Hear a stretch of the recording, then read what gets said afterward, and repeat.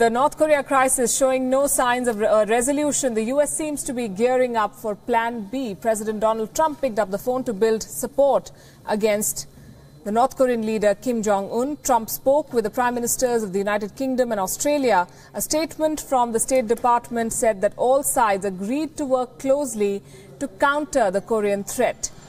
In his conversation with British Prime Minister Theresa May, Trump reiterated that now is not the time to talk to North Korea. The Australian media called the phone call between Trump and Malcolm Turnbull constructive, with both leaders agreeing to intensify joint efforts to denuclearize the Korean peninsula. Experts say the Americans aren't out of options just yet. Washington is giving Pyongyang a run for its money when it comes to kicking up the rhetoric. But the saber-rattling may be just that. Japan and South Korea, by all indications, aren't supporting a military option. Reports say in the event of the U.S. persisting, it may go for a surgical strike on North Korean military facilities. The U.S. has already moved for tougher sanctions against Pyongyang at the Security Council, but sanctions so far have failed to deter Kim. Will they this time? We do not know. Trump earlier threatened to stop trade with any country that does business with North Korea. He has the option of imposing trade tariffs on Chinese goods. Remember, China is perhaps the only country that still has leverage with Pyongyang and is North Korea's biggest foreign trade partner. But that may spark another diplomatic face-off. So a very complicated situation all in all, something that President Trump would like to avoid at this stage. And finally, direct talks with Kim Jong-un looks like a promising option. Russia and China have called for a dialogue, and Kim himself has indicated repeatedly that he wants unconditional talks with America. With us, Ainar Thangan, political and economic commentator from Beijing, and Ray Locker, national security editor at USA Today from Washington. Good evening, both of you. Ray, is a major announcement due? What have you learned about these phone calls that were made by Trump's office to various world leaders? Well, what we received in the last few hours is what we usually get when the president talks to a foreign leader, is a very abbreviated, what's called a readout, that says they talked, they expressed, general agreement on certain topics, and then that was that. I mean, it's the same thing that would happen when President Trump spoke with Malcolm Turnbull in January, and we got this very anodyne readout, and then found out it was a very heated conversation. So we don't really know much about what happened. That comes up later. And the good thing is the president is reaching out and talking to all kinds of people about this crisis, which is what you need to do in a situation like this. As far as the options, I don't think anything has changed. I keep hearing this term surgical strike.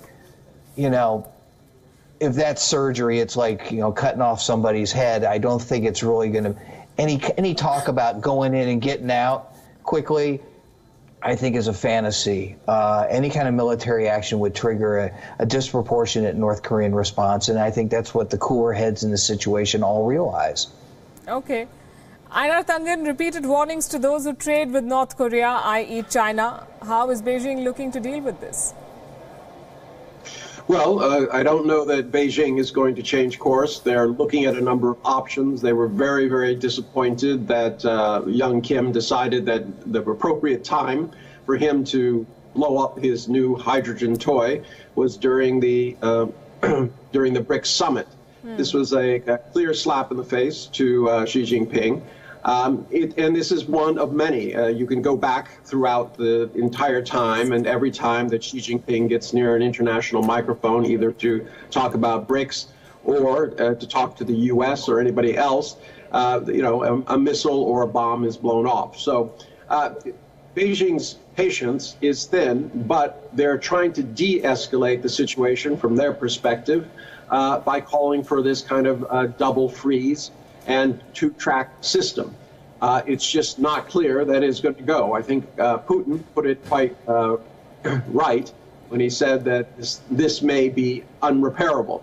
I completely agree with my counterpart when he says there's no such thing as a surgical strike, but that's our opinion. The question is, what does Donald Trump and the generals around him think? It's just not clear. Ray, that's for you. What do they think? And if they come to the talking table, to that extent, it's a win for Kim Jong-un. Well, obviously, and that's the big problem for people who take a hardline stance. Talking is somehow seen as a failure. I mean, what you see a lot of times on the part of U.S. leaders, you know, previous ones, not just Trump, is they lay down these very harsh conditions for talks, which basically says surrender before you even talk to us. Well, nobody wants to do that. And one of the reasons why Kim Jong-un and his father before him and his grandfather sought nuclear weapons was to get this kind of leverage so they didn't have to cave in. And guess what? That's what happens when you have nukes. We see that with Pakistan. You know, India would like the United States to do more with Pakistan, but Pakistan has nuclear weapons. That gives them leverage that other countries don't have. Now North Korea has that leverage. And you weaken that leverage by talking to those people. I don't think we're at the stage yet here in Washington in this White House doing that. I don't think the responsible people in the National Security Council or the Pentagon want a fighting war with North Korea. Right. Many of them have been stationed there. They've seen the DMZ. I've seen the DMZ. That is, you know, it's very close to Seoul. And when you tempt an artillery attack on South Korea, one of the world's largest economies, it's only 30 miles from there, you're taking a big chance. And I don't think they want to take that chance. We'll see how it goes, and I'm out of time here. Thanks very much, Ray Locker, Einar Thangan. Appreciate you joining us, and we have just enough time for Gravitas Images, stories from across the world in pictures. Thanks very much for watching.